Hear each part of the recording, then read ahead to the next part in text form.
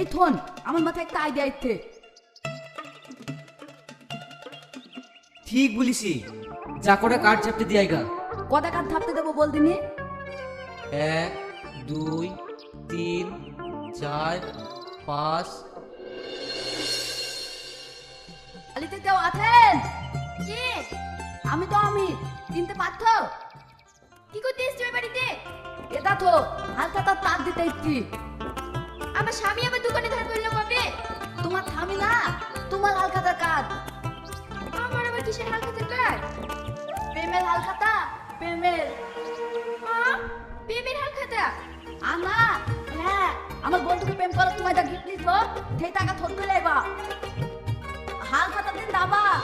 আমি কোনো টাকা আমাকে দিতে পারবো না। পালবা কি না পালবা, হালখাতা দিন দেখা যাবে। ঠকা ঠকা দিন হালখাতা তো কই লাইবা।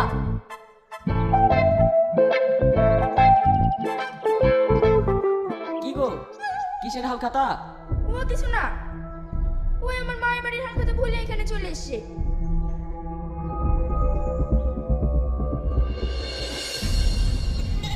কই রে, বিকাল হতে চললো, এখনো কি আসলো না যে? সবার বাড়িতে ঠিকঠাক গান পাঠিয়েছি তো? হ্যাঁ, তো থপ গার্লফ্রেন্ডে বাড়িতেই কাজ পাঠিয়ে দিয়েছি। না ইসলাম কি করবো?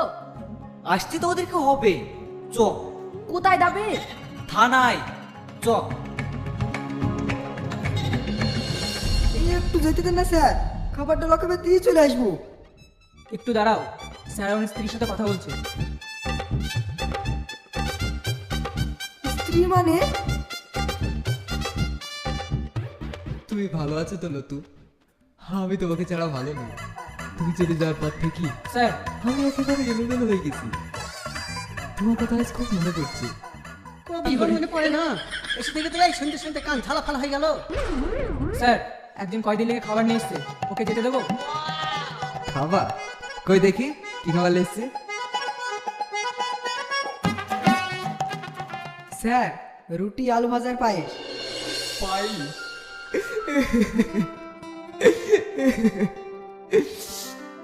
স্যার, আপনি কাঁদছেন? আমার নতু পায়েস খেতে কি না ভালোবাসতো। মাঝে মাঝে আমার জন্য পায়েস রান্না করতো। ওই পায়েসের যে কি অসাধারণ টেস্ট। এটার গন্ধটা বেশ ভালোই লাগছে। একটু খেয়ে দেখেন স্যার। তাহলে একটু খেয়েই দেখি। হয়ে গেল, আমার খাওয়া হয়ে গেল।